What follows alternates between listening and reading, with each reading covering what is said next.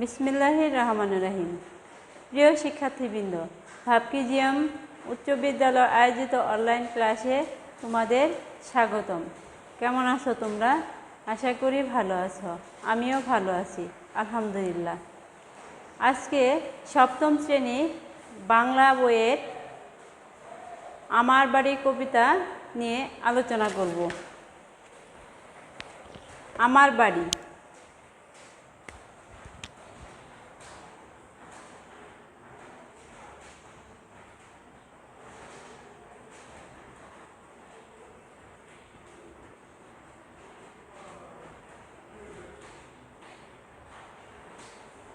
লিখেছেন জসিমউদ্দিন।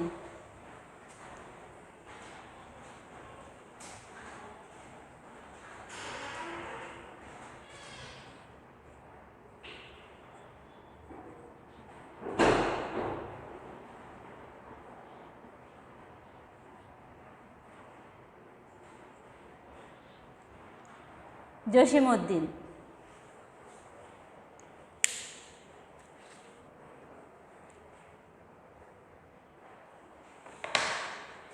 এই পাঠে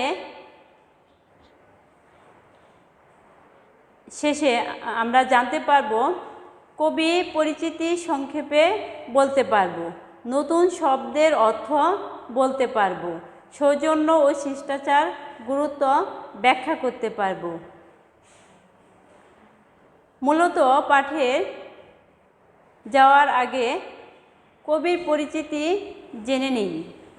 পল্লীকবি জসিমউদ্দিন 1903 খ্রিস্টাব্দে ফরিদপুর জেলা তাম্বুলখানা গ্রামে জন্মগ্রহণ করেন।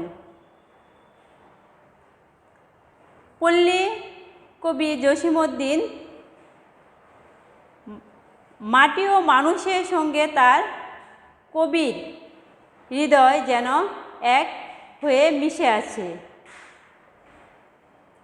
তার লেখা উল্লেখযোগ্য কাব্যগ্রন্থ হল নকশিকাঁথার মাঠ, সুজন বাদিহার ঘাট, আরও কিছু কাব্যগ্রন্থ রাখালি, বালুচর, মাটির কান্না ইত্যাদি। তার শিশুতোষ গ্রন্থের মধ্যে রয়েছে হাসু, এক কথার, এক পয়সার বাঁশি, ডালিম কুমার ইত্যাদি।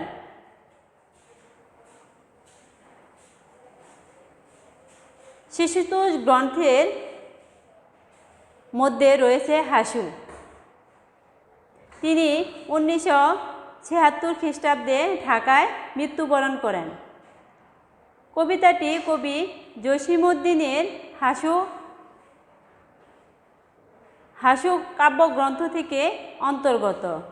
এখানে কোনো বন্ধু বা প্রিয় জনকে নিয়ে গ্রামে বাড়িতে নিমন্ত্রণ করেছে কবি। তিনি তাকে আপ্যায়ন করতে চান শালিক ধানের চিড়ে, বিন্নি ধানের খই, কবরি কলা আর গামছা বাঁধা দই দিয়ে। অতিথি যে গৃহে এসেছে সে গৃহের গাছ, ফুল, ফল, পাখিও যেন অতিথিকে আপ্যায়ন উন্মুখ হয়ে আছে।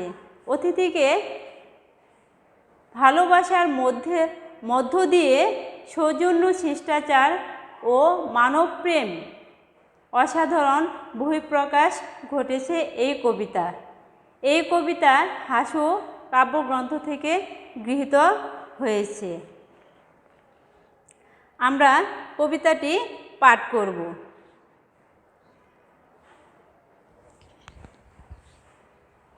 আমার বাড়ি যায়ও গুমর, বসতে দিব পিড়ে, জলপান যে করতে দিব শালিক ধানের চিড়ে। শালিক ধানের চিড়ে দেব, বিন্নি ধানের খই, বাড়ির গাছে কবরি কলা, গামছা বাঁধা দই। আম কাঁঠালের বনের ধারে শুয়েও আঁচল পাতি, গাছের শাখা ধুলিয়ে বাতাস করব সারা রাতি। চাঁদমুখে তোর চাঁদের চুমু, মাখিয়ে দেব সুখে, তারা ফুলের মালা গাঁথি জড়িয়ে দেব বুকে। গায়ে দোহনের শব্দ শুনে জেগো সকালবেলা, সারাটা দিন তোমায় লয়ে করব আমি খেলা। আমার বাড়ির ডালিম গাছের ডালিম ফুলের হাসি, কাজলা দিঘি কাজল জলে হাঁসগুলি যায় ভাসি। আমার বাড়ি যায় ভ্রমর, এই বরাবর পথ, মৌরি ফুলে গন্ধ সুখে থামিও দিও রথ। আসলে এই পাঠের নতুন শব্দ, কিছু নতুন শব্দ আমরা পেয়েছি। শব্দগুলো হলো ভ্রমর। ভ্রমর, ভ্রমর হলো, ভ্রমর হলো মৌমাছি।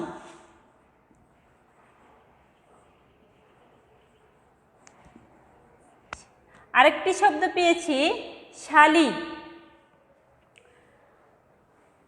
শালি ধান।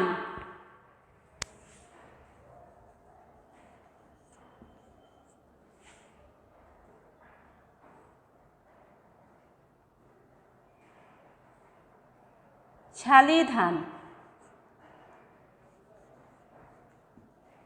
শালি ধান অর্থ এক প্রকার, এক জাতের আমন ধান।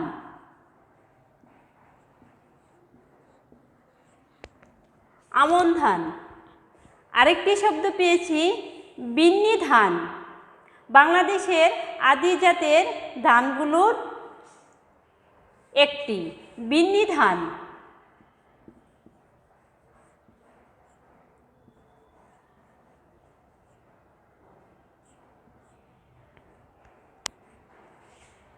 বাংলাদেশের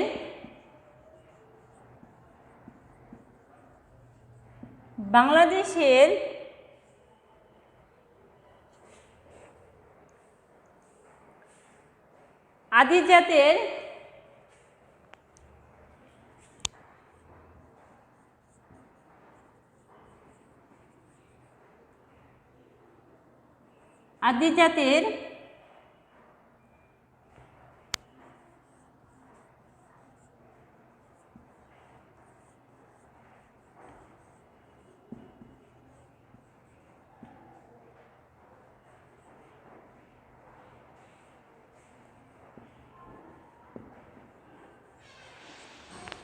ধানের নাম।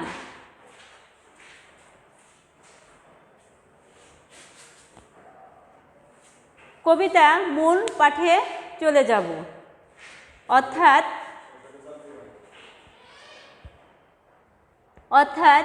আমার বাড়ি যায়ও ভ্রমর। ভ্রমর এখানে আমরা মিশে দেব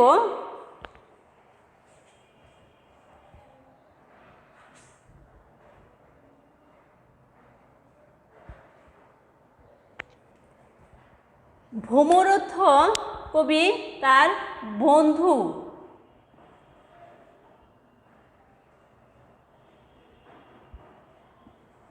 বন্ধুকে বুঝিয়েছে।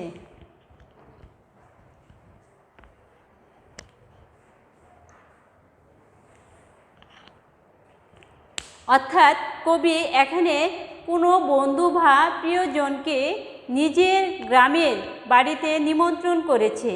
তিনি তাকে বাড়িতে নিমন্ত্রণ করেছে। তিনি তাকে আপ্যায়ন করতে চান শালিক ধানের চিড়া, বিন্নি ধানের খই, কবরি কলা আর গামছা বাঁধা দই দিয়ে। তারপরে টপিকে যাব আমরা। আম কাঁঠালের বনের ধারে শোয় আঁচল পাতে, গাছের শাখা ধুলিয়ে বাতাস করব সারা রাতি। চাঁদ মুখে তোর চাঁদের চুমো মাখিয়ে দেব সুখে, তারা ফুলের মালা গাঁথি জড়িয়ে দেব বুকে। অর্থাৎ এখানে কবি সেই অতিথিকে আম কাঁঠালের বনের ধারে নিয়ে গিয়ে বসাবেন, তাকে আঁচল পেতে শুয়ে গাছের শাখা প্রশাখার বাতাস খাওয়াবেন সারা রাত ধরে। আর অতিথিকে চাঁদের মুখের সাথে তুলনা করেছেন। তাকে বলেছেন চাঁদের চুমু দিয়ে সুখে রাখবেন, আর নয়নতারার মুখে মালা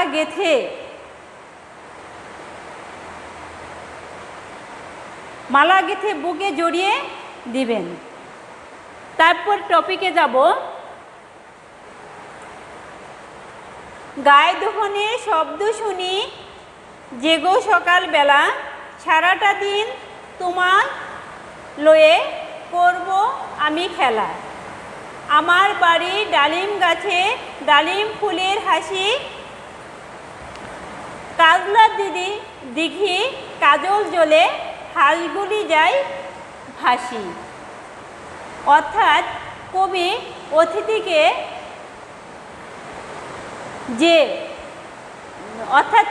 যে অতিথিকে নিয়ে যাবেন তার সকালবেলা গায়ে দোহনের শব্দ শুনে শুরু করে সারাটা দিন কবি তার সাথে খেলা করবেন। ডালিম গাছের হাসি দিয়ে কাজলা দিঘির কাজল জ্বলে হাঁসগুলো দেখে দেখে সময় কেটে যাবে। তারপর টপিকে যাব। আমার বাড়ি যায় ভ্রমর এই বরাবর পথ, মৌরি ফুলের গন্ধ সুখে থামিয়েও তব রথ। অর্থাৎ কবি বলেছেন অতিথি যেন এই রাস্তা ধরে সোজা তার বাসায় চলে যান।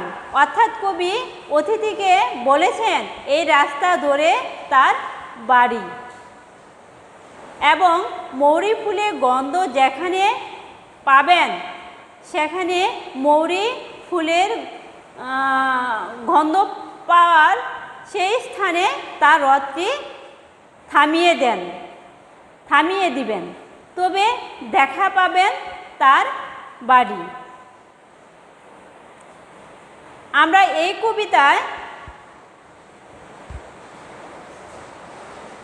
এই কবিতা লক্ষ্য করলাম প্রকৃতির সান্নিধ্য কেমন করে অতিথি প্রাণ জুড়িয়ে যায়, এই নিবিড় পরিচয় আছে কবিতাটিতে। এই কবিতাটিতে অতিথিকে শালি ধানের চিড়ে খাওয়াবেন, বিন্নি ধানের খই খাওয়াবেন, তিনি বাড়ির কবরি কলা খাওয়াবেন, সাথে খাওয়াবেন গামছা বাঁধার দই।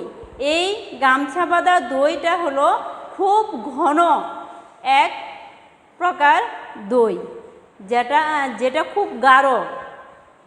আম কাঁঠালের তলায় শুয়ে দিবেন, সারা রাত বাতাস দিয়ে যাবেন। তাহলে শিক্ষার্থীরা, তোমরা জানো যে এই পল্লীকবি জসীমউদ্দীন তার গ্রামের প্রকৃতি সম্পর্কে কথা বলেছেন, তার আত্মীয় আপ্যায়নের কথা বলেছেন। আমরা জানতে পারব কবিতা কিছু মূল ভাব রয়েছে, সেগুলো হলো সৌজন্যবোধ, শিষ্টাচার এবং মানুষের প্রতি ভালোবাসা ও মানবপ্রেম। আমার প্রশ্ন তোমাদের কাছে, আমি যে এই কবিতা পাঠ করলাম, এই পাঠের পরে তোমাদের কাছে আমি প্রশ্ন করব যে কবি কোন গ্রামের জন্মগ্রহণ করেন?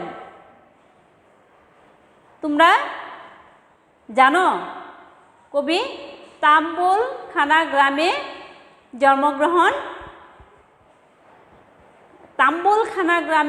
জন্মগ্রহণ করেন। কবিতাটি তার কোন কাব্য গ্রন্থ থেকে অন্তর্গত? আমার আরেকটি প্রশ্ন, কবি তার কোন কাব্য গ্রন্থ থেকে এই কবিতা অন্তর্গত? হাসু কাব্য গ্রন্থ থেকে এই কবিতা অন্তর্গত। হাসু কাব্য গ্রন্থ থেকে এই কবিতা নেওয়া হয়েছে।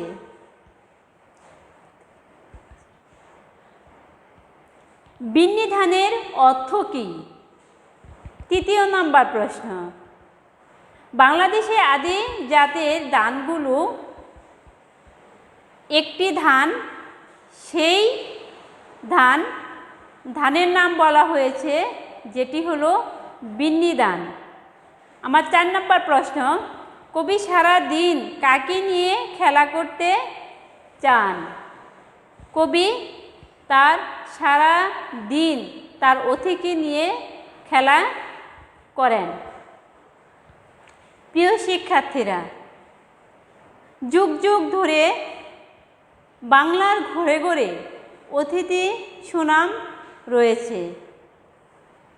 সে গৃহে গাছ, ফুল, ফল, লতা পাতা, পাখিও যেন অতিথিকে আপ্যায়নে উন্মুখ হয়ে থাকে। অতিথি আপ্যায়নে সৌজন্য, শিষ্টাচার ও মানবপ্রেম অসাধারণভাবে ফুটে উঠেছে।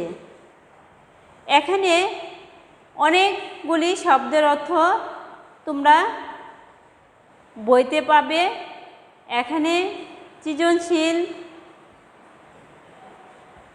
প্রশ্ন তৈরি করে তোমরা নিজেরা উত্তর বের করার চেষ্টা করবে। এর সাথে তোমরা সবসময় লিখবে। বাড়ির কাজ, তোমার বাড়ি, আমি একটি বাড়ির কাজ দিব। তোমার বাড়ির অতিথি এলে কীভাবে তুমি যত্ন নিবে তার বর্ণনা দাও। ধন্যবাদ। সুস্থ থাকো, সুন্দর থাকো এই কামনায়। আসসালামু আলাইকুম।